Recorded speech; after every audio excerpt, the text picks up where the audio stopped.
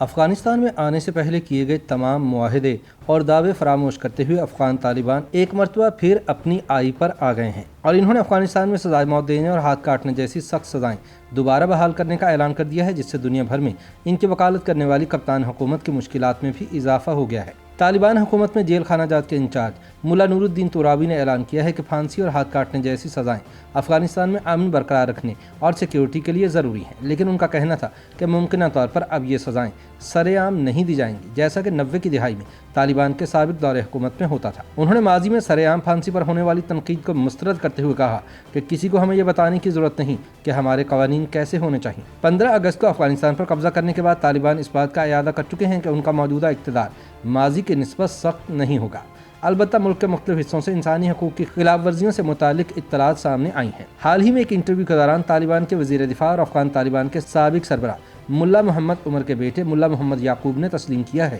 کہ عام معافی کے اعلان کے باوجود طالبان جنگجوؤں کی جانب سے شہریوں کے انتقامی قتل کے واقعات پیش آئے ہیں۔ عالمی حقوق کی تنظیم ہیومن رائٹس واچ نے بھی خبردار کیا کہ ہرات میں طالبان گھروں سے باہر نکل کر کام کرنے والی خواتین کو تلاش کر رہے ہیں اور ان کی نقل و حرکت کی آزادی پر قدغن لگانے کے ساتھ ساتھ ان پر لباس کی پابندیاں بھی عائد کر رہے ہیں۔ ایمنسٹی انٹرنیشنل کا کہنا ہے کہ ہزارہ برادری کے 9 افراد کے قتل میں طالبان جنگجو ملوث ہے۔ ایمنسٹی کے سیکریٹری جنرل ایگنس کلامارڈ کا کہنا تھا کہ ان افراد کو بے دردی سے قتل کیے جانے کی یہ ہولناک واردات طالبان کے گزشتہ دور حکومت کی یاد دلاتی ہے اور یہ ان کی موجودہ دور حکومت کے مستقبل کی ایک خوفناک جھلک ہے۔ افغان طالبان کی انسانیت سوز حرکات دنیا میں اس کے واحد وکیل ملک کا کردار ادا کرنے والے پاکستان کے لیے بھی خفت کا باعث بن رہی ہیں۔ افسوس کی بات یہ ہے کہ پاکستان افغان طالبان کی حکومت کو تسلیم کرنے کا مطالبہ کر رہا ہے، جبکہ طالبان کی حکومت یہ بیان داغ رہی ہے کہ پاکستان اپنے کام سے کام رکھے، یعنی مدعی سست اور گواہ چست والا معاملہ ہے۔ یاد رہے کہ افغان طالبان ملک میں بانی امیر ملا محمد عمر والی شریعت نافذ کرنا چاہتے ہیں، جس کے تحت ہاتھ بھی کاٹا جاتا ہے اور پھانسی بھی دی جاتی ہے۔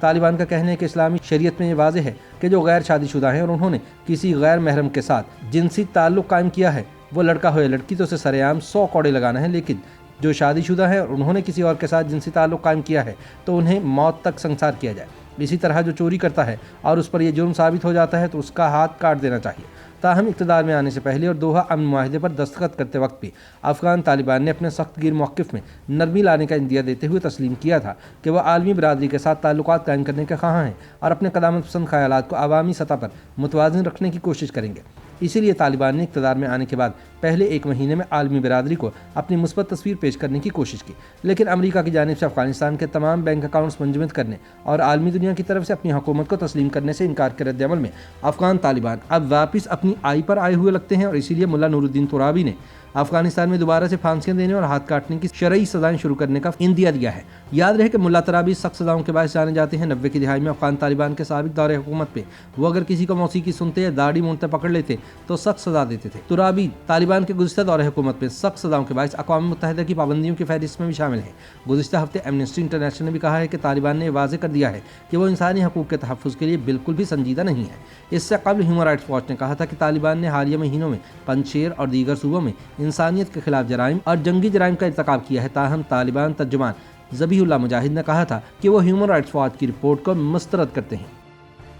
YouTube پر گوگلی نیوز دیکھنے کے لیے youtube.com کی سرچ بار میں googly news T V type کریں۔ گوگلی نیوز کے پیج پر سرخ رنگ کے سبسکرپشن والے بٹن پر کلک کرنا نہ بھولیے۔ YouTube پیج پر اپلوڈ ہونے والی ویڈیوز سے باخبر رہنے کے لیے بیل آئیکن پر کلک کیجیے۔ آپ کو ہر نئی ویڈیو کے بارے میں نوٹیفیکیشن موصول ہو جائے گا۔